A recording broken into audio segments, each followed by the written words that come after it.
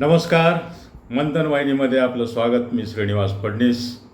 ओमराजे निंबाळकरांनी ठाकरे गटाची साथ का सोडली, धाराशिव ते दिल्ली नेमकं चाललं तरी काय, याविषयी आपण आज चर्चा करणार आहोत. नमस्कार मित्रांनो, तुम्ही पाहत आहात मंथन.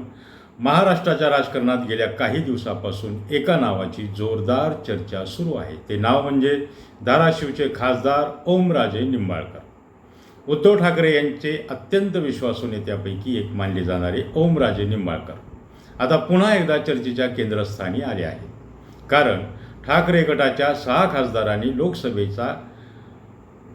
लोकसभेमध्ये स्वतंत्र गट स्थापन करण्यासाठी लोकसभा अध्यक्ष ओम बिर्ला यांना पत्र दिलं आहे. या 6 खासदारांमध्ये ओमराजे निंबाळकर यांचाही समावेश आहे. राजकीय वर्तुळात आता जोरदार चर्चा आहे की हा स्वतंत्र गट पुढील काही दिवसात एकनाथ शिंदे यांच्या शिवसेनेत विलीन होऊ शकतो. पण प्रश्न असा आहे की लोकसभा निवडणुकीत उद्धव ठाकरेच्या बाजूने ठामपणे उभे राहिलेले ओमराजे निंबाळकर अचानक या निर्णयापर्यंत का पोचले? हा फक्त राजकीय निर्णय आहे की यामागे काही मोठं गणित दडलं आहे? चला तर मग जाणून घेऊया. सर्वप्रथम ओमराजे निंबाळकर कोण आहेत हे समजून घेऊया. धाराशिवच्या राजकारणात निंबाळकर कुटुंबाचं मोठं स्थान आहे. ओमराजे हे दिवंगत पवनराजे निंबाळकर यांचे सुपुत्र आहेत.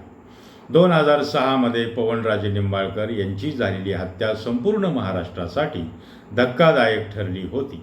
त्या घटनेनंतर निंबाळकर कुटुंबाविषयी जनतेमध्ये मोठी सहानुभूती निर्माण झाली. याचा राजकीय वारसा जपत ओमराजेंनी आपलं नेतृत्व उभं केलं. 2019 ते पहिल्यांदा लोकसभेवर निवडून गेले. त्यानंतर 2024च्या निवडणुकीतही त्यांनी मोठा विजय मिळवला. विशेष म्हणजे एकनाथ शिंदे यांच्या बंडानंतरही ओमराजे हे उद्धव ठाकरेसोबत ठामपणे उभे राहिले होते. म्हणूनच आजचा त्यांचा निर्णय अनेकांसाठी धक्कादायक ठरत आहे. आता पाहूया पहिलं मोठं कारण. पवनराजे निंबाळकर हत्याकांडाचा निकाल ओमराजे निंबाळकर यांच्यासाठी हा फक्त राजकीय विषय नाही, तर त्यांच्या कुटुंबाच्या भावनांशी जोडलेला विषय आहे.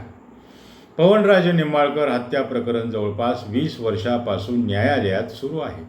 आता या प्रकरणाचा अंतिम निकाल जवळ आल्याचं सांगितलं जात आहे. राजकीय वर्तुळात अशी चर्चा आहे की या महत्त्वाच्या टप्प्यावर सत्तेच्या जवळ राहणं ओमराजेसाठी फायदेशीर ठरू शकतं. अर्थात याबाबत कोणताही अधिकृत पुरावा नाही, परंतु राजकीय विश्लेषक या मुद्द्याकडे महत्त्वाचं कारण म्हणून पाहतात. कारण कोणत्याही नेत्यासाठी आपल्या कुटुंबाशी संबंधित इतक्या मोठ्या खटल्याचा निकाल अत्यंत संवेदनशील असतो. दुसरं कारण आहे धाराशिवमधील स्थानिक राजकारण. धाराशिव जिल्ह्याचं राजकारण गेल्या अनेक वर्षापासून 2 मोठ्या घराण्याभोवती फिरत आलं आहे. एका बाजूला निंबाळकर कुटुंब आहे, तर दुसऱ्या बाजूला पाटील कुटुंब आहे. या 2 घराण्यातील संघर्ष नवीन नाही. पवनराजे निंबाळकर यांच्या काळापासून हा संघर्ष सुरू आहे. आजही तो विविध स्वरूपात दिसून येतो. राणा जगजितसिंह पाटील आणि त्यांचं राजकीय नेटवर्क जिल्ह्यात मजबूत मानलं जात आहे.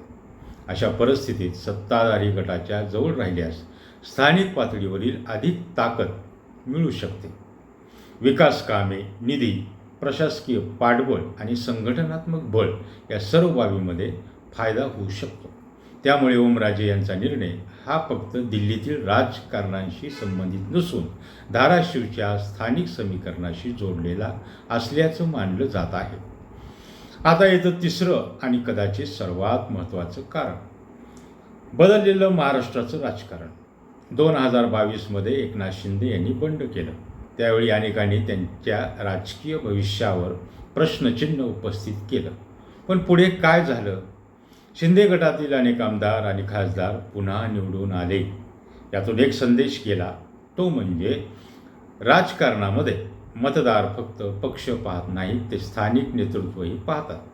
अनेक नेत्यांना आता असं वाटू लागलं आहे की पक्ष बदलला तरी जनतेचा पाठिंबा कायम राहू शकतो. कदाचित हाच विचार ओमराजे निंबाळकर आणि इतर खासदारांच्या मनातही असू शकतो. मात्र इथे एक महत्त्वाची गोष्ट लक्षात घ्यायला हवी. ओमराजे निंबाळकर यांनी अद्याप अधिकृतपणे शिंदे यांच्या शिवसेनेत प्रवेश केलेला नाही.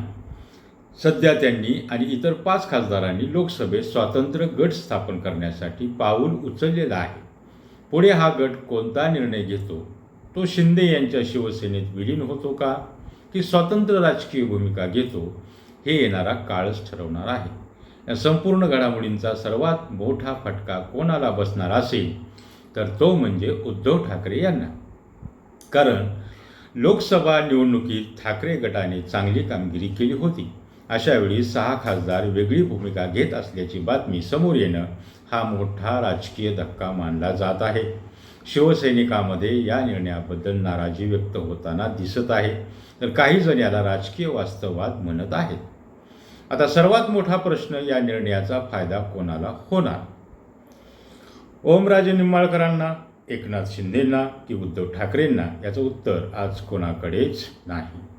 पण एक गोष्ट मात्र निश्चित आहे, ती म्हणजे धाराशिवपासून दिल्लीपर्यंत या निर्णयाने मोठी राजकीय खळबळ उडवून दिली आहे आणि आगामी काळात महाराष्ट्राच्या राजकारणात याचे दूरगामी परिणाम दिसू शकतात.